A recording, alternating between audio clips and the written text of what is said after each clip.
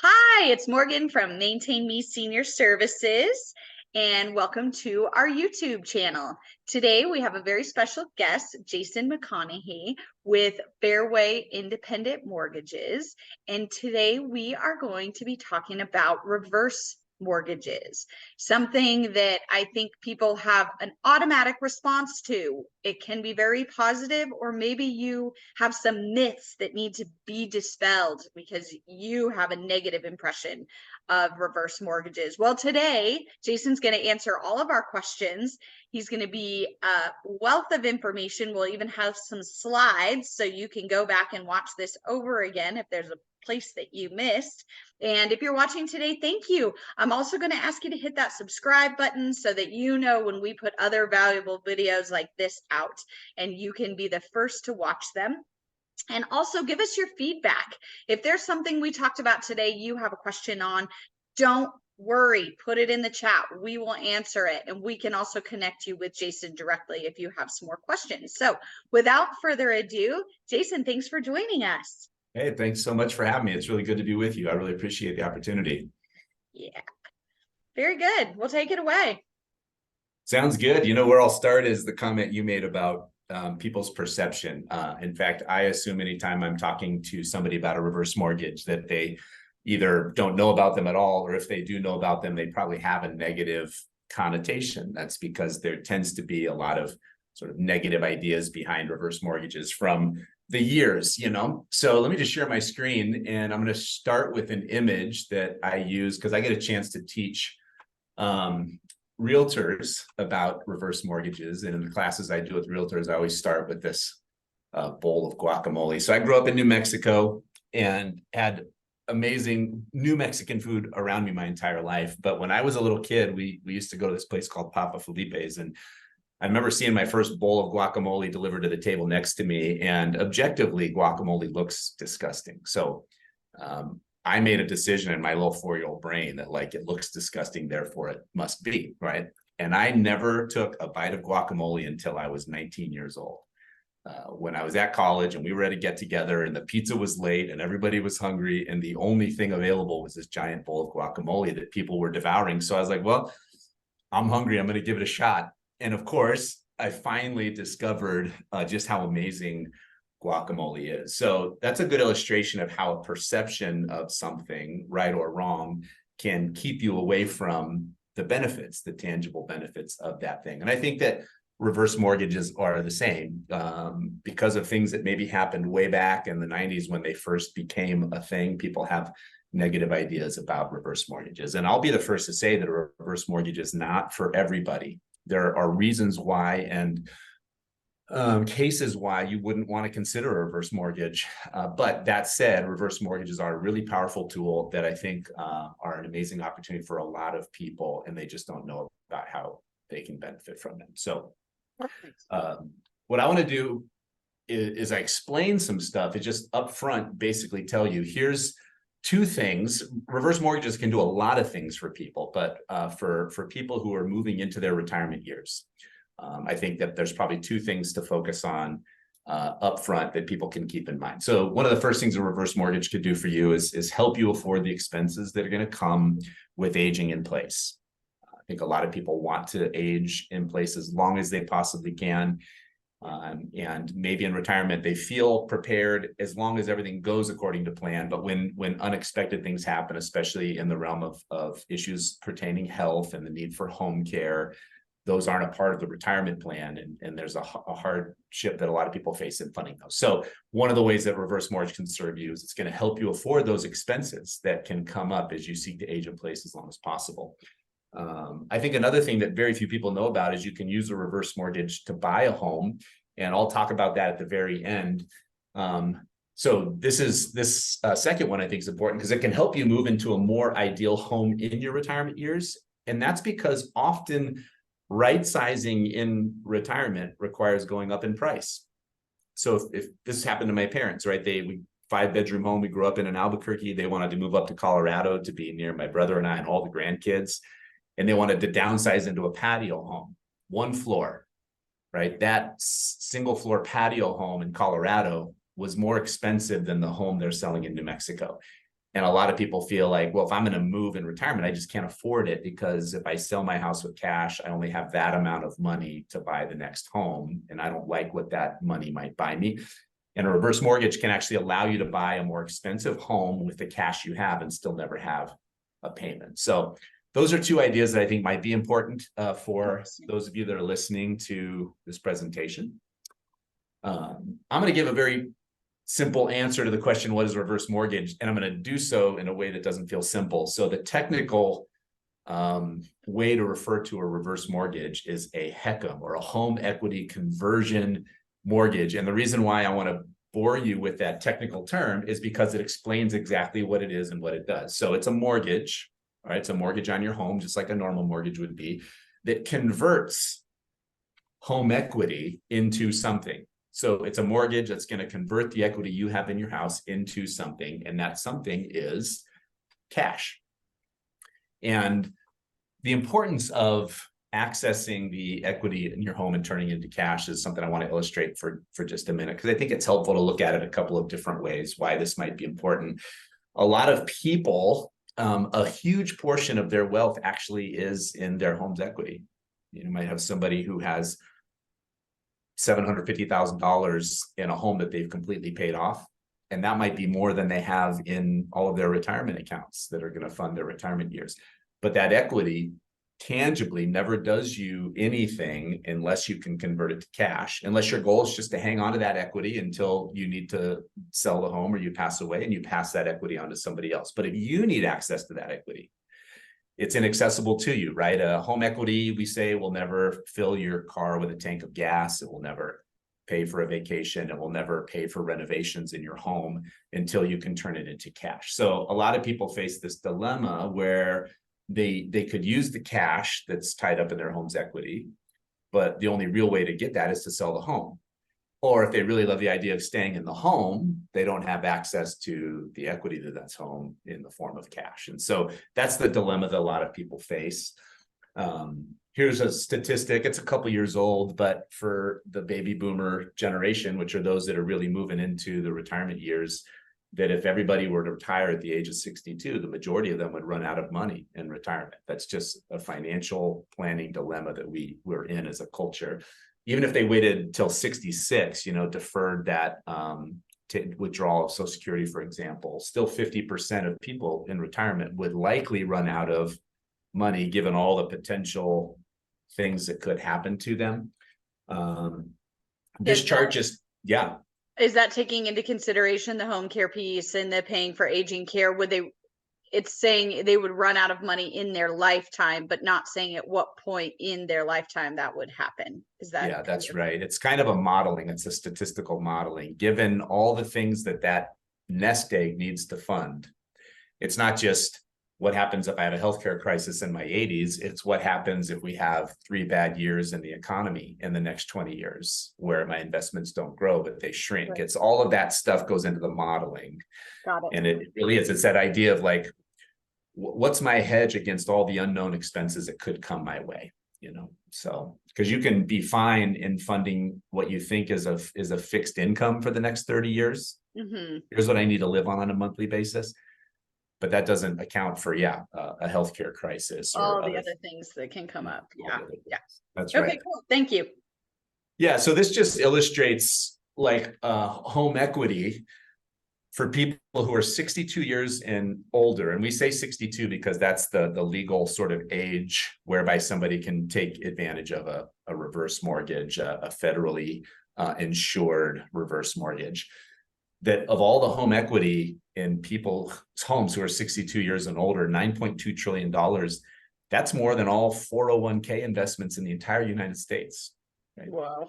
There's more money in people's homes than there is in their 401ks. The only thing that outpaces it is IRAs, individual retirement accounts. But we talk about how big student loans are, and that's not even $2 trillion. That's not even, it's like a fifth of what people have access to in their home's equity. So how might your home's equity, rather than just being something that sits there, be converted into a tool that can help you with this possible retirement crisis financially? So that's, I think, just one quick way for people to think about how their home equity might help them.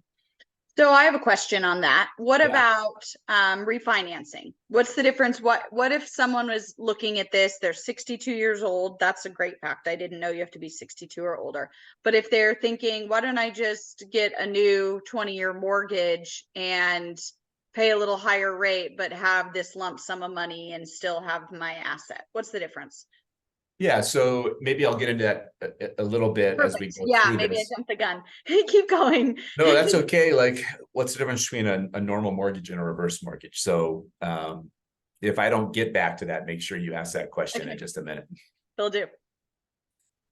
Here's another way to think about why turning your home's equity into cash might matter for people. This is an illustration of looking at how are you going to fund the cost of living in pre-retirement years and then when you retire. So on the left, we have your pre-retirement years, I don't know, 18 to 61. I know my dad was part owner in a truck stop slash auto repair shop before he was 17 years old. So, but Oh, wow. 18 to 61, pre-retirement. So, everybody's got some sort of monthly income, wages, commissions, whatever it is you're doing for a living. And then you most likely have somebody in your life who's trying to convince you to put some of that into a nest egg. Like, hey, don't just consume everything you make. Think about the future. Fund that 401k, fund that IRA, buy some investments. The other thing that most of us put a large chunk of our income into is our home, whether it's, making rental payments before you own, but then a down payment, making your monthly payments, maintenance expenses to remodel, and then of course, upsizing to the next home or whatever. The average person spends probably 30 to 35% of their monthly income funding their home that they live in. Well, when you get to retirement, hopefully you still have some sort of monthly income. Now, this would be mostly Social Security for the average person or some pension income of some kind. This is where, though, that financial planner that you've been giving money to for the last, 3 decades of your life, you make the phone call and say, hey, now it's time for you to start giving it back to me. We need to flip the switch. Nobody wants to make payments into their IRA till the day that they die. You make payments into it so that it can then pay you back because it's part of how you're going to afford the cost of living in retirement. Well, I'd say there's some statistic that a large percentage of people, when they get to retirement, are actually still making mortgage payments, which is a large percentage of that income you're trying to live on a monthly basis. What would happen if you could just get rid of that mortgage payment? Well, that's one thing you can do with a reverse mortgage. If you don't own your home fully, you can use a reverse mortgage to stop having to make those monthly payments. What would that money you're spending on a mortgage payment every month do to you in terms of increased cash flow in your retirement? But then the other sort of big question with a reverse mortgage is how can I actually, tap that home equity and reverse the flow? At what point in life do I want to maybe have my home start paying me instead of me continuing to make payments into my home? And any of the money you get from home equity in the form of a reverse mortgage is tax-free. It's not taxable income. So that's another sort of added benefit for people. So I don't know if that's helpful. Is that helpful to think about how a reverse mortgage fits more into the, I know it's easy to jump straight into the mechanics. What is it? But I think it's important to think through why it even matters when dealing with monthly budgeting, cash flow in retirement, which is something that everybody's kind of wrestling through in those years, right? Absolutely. I mean, I think this is really important for anybody at any age to know the mechanics behind it. And the whole point in all of these videos and what Maintain Me does is to create informed consumers. And so if you don't know these mechanics, you don't know this background, then you're not an informed consumer. You can still get a mortgage and still not know all of this. So I think it's great. Talk about like informed. It's interesting because even a lot of financial planners, there was this rule that when reverse mortgages started becoming popular, that people were going to take all the equity out of their home, go to Vegas and bet it all on black, try and so the same with investments. Like, I'm just going to take everything out of my home and just go put it all in investments with this sort of get rich quick scheme. And so there are certain rules about how investments can be funded with money from home equity. And so, and financial planners have to sign these disclosures all the time about that. And by default, a lot of them assume that, oh yeah, we can't interact with, or we can't even encourage clients towards reverse mortgages, which is simply just not being informed. Actually, it's just not true. A reverse mortgage actually can be a very powerful financial planning tool. But I just want to mention that on the side because, you know, you talk about being informed consumers. Part of what I'm trying to do is just give people the tools to educate them so they know whether this might be a helpful tool for them. But there's a lot working against that sometimes based upon the perception that's out there when it comes to certain things. So. Very well said. Okay, real quick, let's just talk about what a reverse mortgage actually is. It is a mortgage, but what it is a unique sort of mortgage because it basically just takes a portion of your home's value and it's making it available to you as borrowable money. It's a line of credit, essentially. So in this illustration, let's assume you own this home outright, okay? Maybe it's worth $600,000. And based upon age, you get a certain percentage of that you can borrow against if you want to. You can borrow all of it at once, or you can just open it up as a line of credit and borrow against it as you need. That amount of your home's value that's available to you, that percentage, it's based upon your age. So starting at 62, and there are some reverse mortgage products available to people earlier than age 62, but we're talking about a product that is insured by the federal government, and that product is 62 years and older. Okay. So when you're 62, a smaller percentage of your home is going to be made available to you than if you're 85.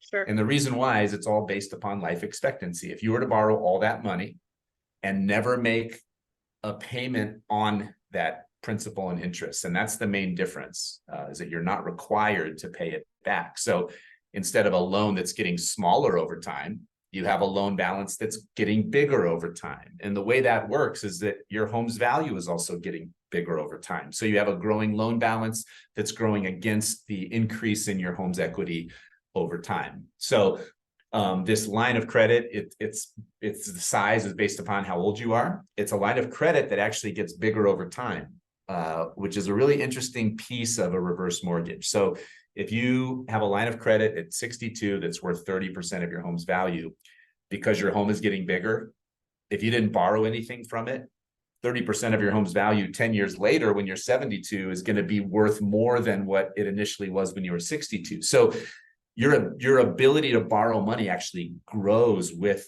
your home's value as it grows. And this is kind of the unique thing about a reverse mortgage: no required principal and interest payments. You don't have to pay it back. You can pay it back just like any line of credit. You can pay it down, you can pay it back, but you don't have to. So this is how you can eliminate mortgage payments, for example, or this is how you can access that equity without ever having to make payments back. And any withdrawals that you make from your home's equity are tax-free. What about this may seem silly, but what about like interest on this? This is a line of credit. Most lines of credit have an interest rate, but because you're borrowing your own money, does this have an interest rate? It does, because it's like any loan. It's a loan that is being funded by somebody, you know. So a loan is basically, I'll give you some money. Time goes by, you're going to give me that money back plus interest. Okay. So yeah, like we have a line of credit on our primary residence that we opened up just in case we need access to cash, right? If you were to borrow against the line of credit, a normal HELOC, let's call it a home equity line of credit, you immediately are required to make interest-only payments every month. So if you borrow anything, you have to pay interest monthly. And then at the end of 10 years, if you haven't paid it back, the bank's going to amortize that, and you're required now to make principal and interest payments to pay that loan off.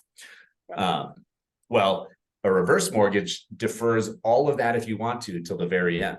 The debt doesn't have to be squared up until you sell the property. Got it. So yes, it's accruing interest, but you don't have to pay it until you square up the loan at the end, right? So when you don't make principal and interest payments, that's why I said your loan balance is getting bigger rather than getting smaller.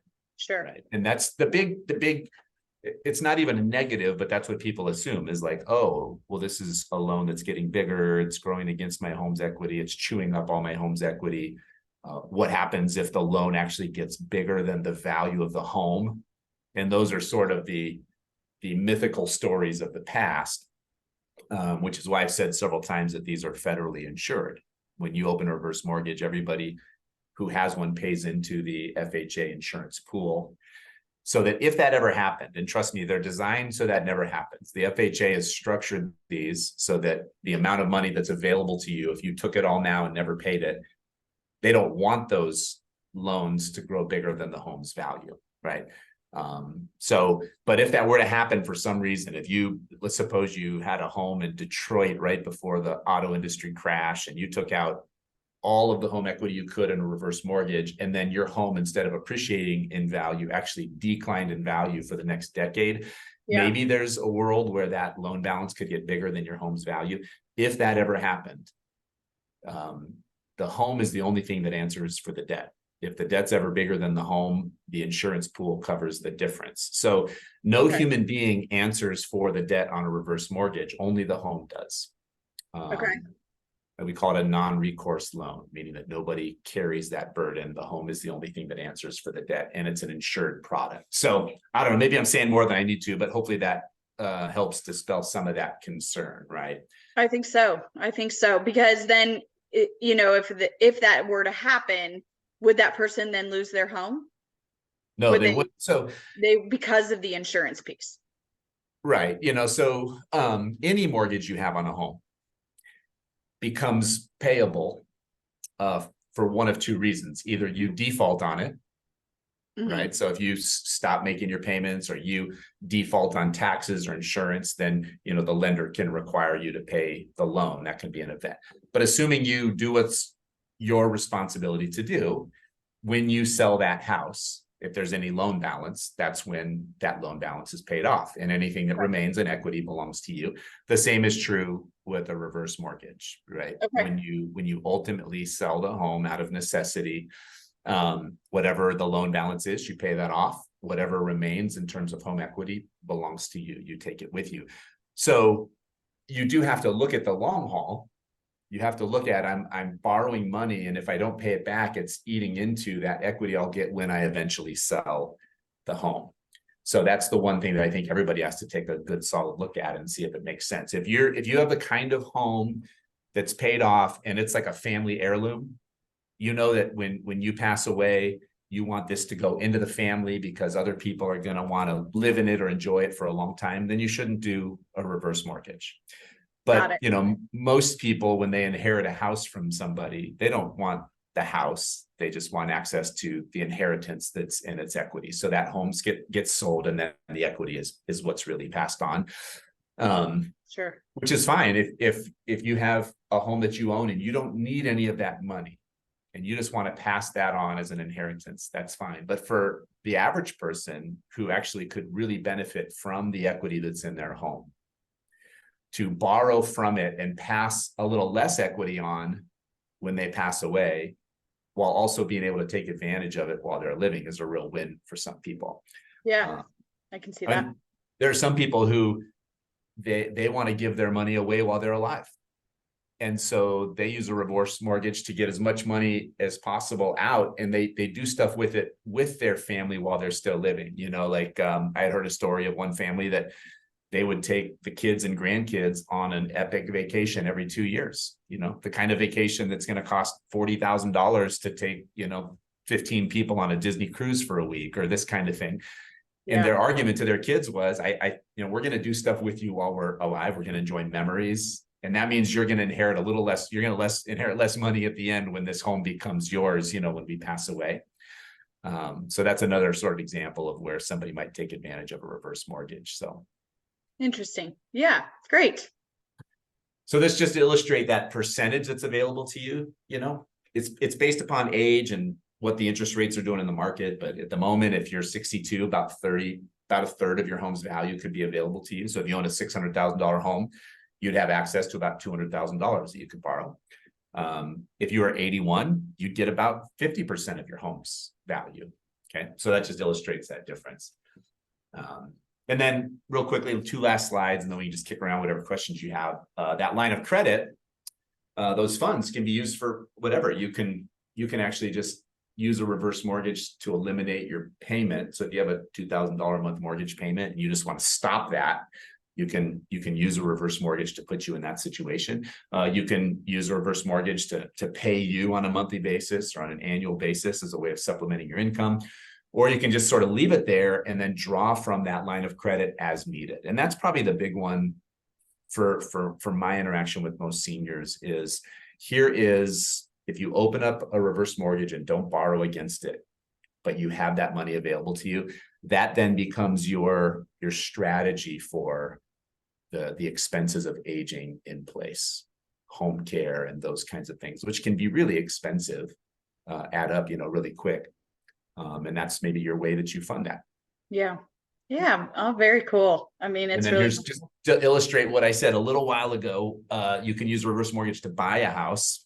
And it's that same idea, like you need to own a certain percentage of the home, and then the other percentage can be funded with a reverse mortgage. And remember, since you don't have to make payments, you're basically owning a house that has a mortgage on it, but you're not having any monthly principal and interest payments. You still have to make taxes and insurance payments, but no big piece of that payment.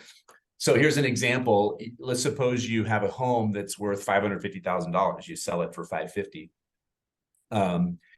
You could take $400,000 of that and buy a $600,000 house and still never have a monthly payment. And you could take that $150,000 in your equity that you saved from the sale of your home and maybe hand that to your financial planner at the beginning of your retirement years and say, use this to help boost the income we're going to get from you in retirement. So the idea again is you can use $400,000 to buy a $600,000 home if you're 62, or you could use $400,000 to buy an $800,000 home if you're 81, and still never have a required monthly principal and interest mortgage payment. And so I just wanted to put some actual numbers to that to show how and why a reverse mortgage might be a really beneficial tool to somebody who needs to right size as they move into their retirement years. So I have a question on that. Now, this is going to seem silly. Do you have two homes at that point? Because you have one that you just purchased and then you have the one with the reverse mortgage on it? No, in this case, the illustration is you're selling one home. Okay. And instead of just using the cash you got to buy a similarly priced home, you're taking that cash and you're leveraging it to buy a more expensive home and maybe doing something else with some of the leftover cash. So, and I do think it's important too to tell people that you can only do a reverse mortgage on your primary residence.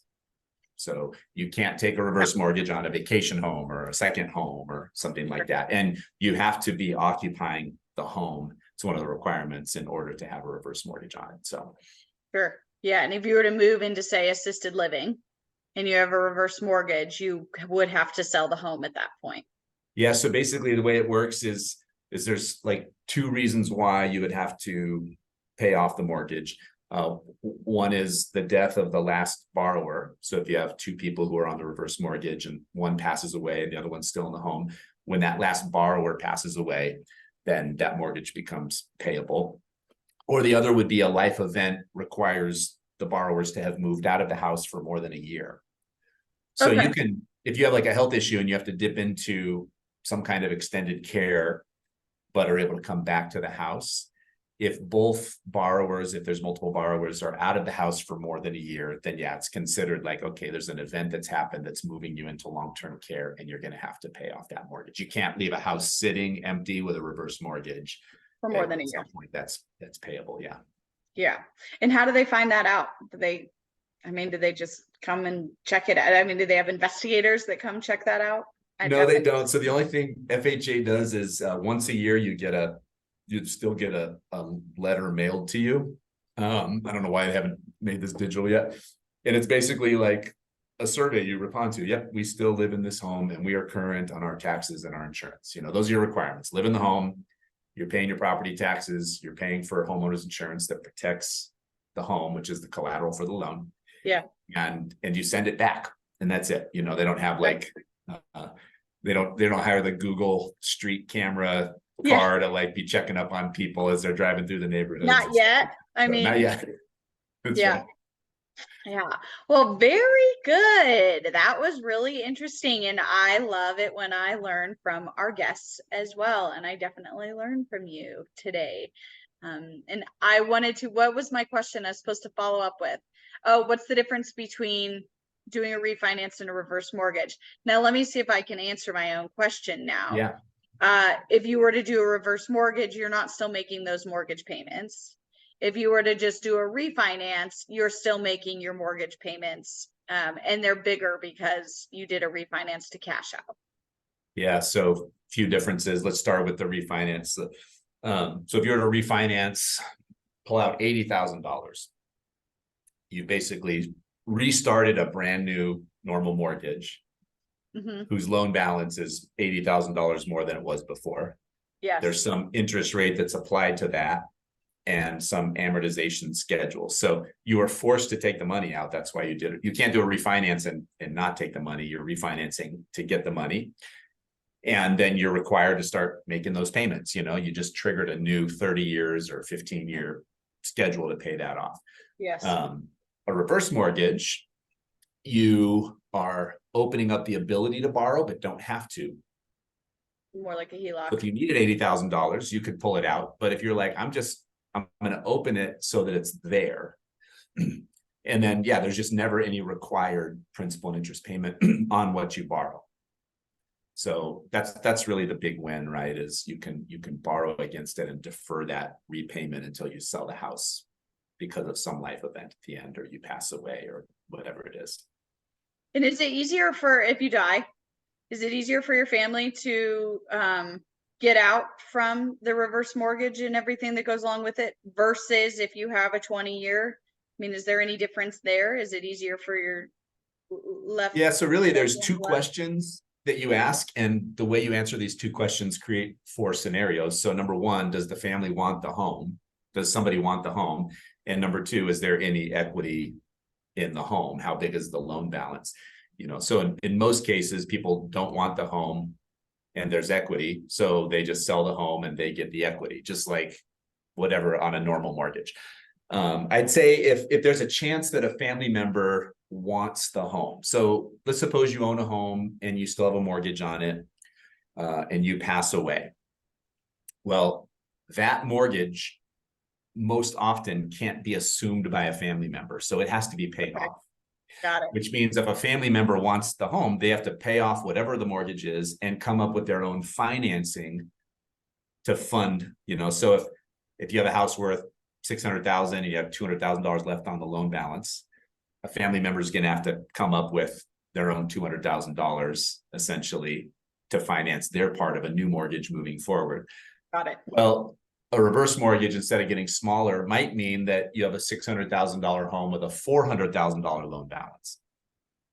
That's harder for somebody to find a normal mortgage to take over that portion of what has to be borrowed in order to keep the home.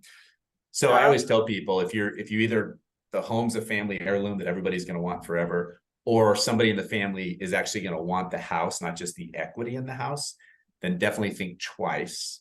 And we can model it. We can look at what are the scenarios, but maybe think twice before doing a reverse mortgage, because it is harder for someone to keep the house in the future if the loan has grown to be a large percentage of the home's value. But if people just want the equity, sell the house. It's just like with anything, sell the house, whatever debt needs to be paid is paid. All that remains is equity that belongs to you as an inheritance. So I love it. I mean, it's just really helpful information. So I'm really appreciative of your time today. And yeah, thanks for the opportunity. I can tell that you're a teacher because you've been able to teach this because you deliver it in a way that isn't, going to go over the common person's head like me. Like, wait, stop. Okay, now I get it. Go on. So well done. Well, and I always tell people, like, it takes like several laps around the track before you. So if it feels overwhelming, like it just is, it takes a lot of time. And I always invite people, like, hey, if you're thinking about a reverse mortgage, you want to come talk to me, bring as many family members with you as need to be a part of this decision. And we have some great software that allows you to model it, like show what it looks like on into the future. What are the ramifications of this? What are the benefits of this? So I just Amazing. let people know it's the kind of thing where you don't need to be in a hurry. You need to be comfortable, and it just takes time to get comfortable with it. So Awesome. That's a great closing note. Thank you for your time today, Jason. Everybody watching, if you made it to the end, you're an informed consumer about reverse mortgages, and we can give access to Jason's information. So if you want to ask him more questions or learn about some of the modeling software that he has presented, we'll make sure you can have direct access. And he does do regular mortgages. I asked that at the beginning. So with the Fairway independent mortgages, he's doing all kinds of mortgages, not just reverse mortgages, but obviously an expert in the field. Jason, thank you so much for your time today. thanks, Morgan. I really appreciate it.